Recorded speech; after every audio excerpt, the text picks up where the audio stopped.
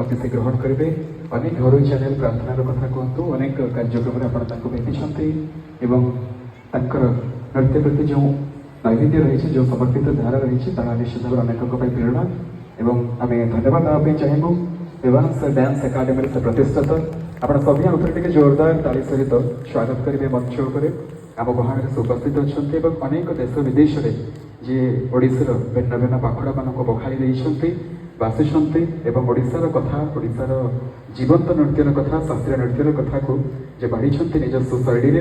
ଆପଣ ସମସ୍ତଙ୍କୁ ଅନୁରୋଧ ଟିକେ ଜୋରଦାର ତାଳି ଆଉଥରେ ପ୍ରଦାନ କରିବେ। ବହୁ ମଞ୍ଚରେ ସେ ସମ୍ମାନିତ ଏବଂ ଭାରତ ସରକାରଙ୍କ ଦ୍ୱାରା ସିନିୟର ଫେଲୋସିପ୍ ପୁରସ୍କାର ମଧ୍ୟ ସେ ଗ୍ରହଣ କରିଛନ୍ତି ଏବଂ ଆମେ ନିଶ୍ଚିତ ଭାବରେ କୃତଜ୍ଞ ଆଜିର କାର୍ଯ୍ୟକ୍ରମରେ ତାଙ୍କର ଭବ୍ୟ ଉପସ୍ଥିତି ପାଇଁ।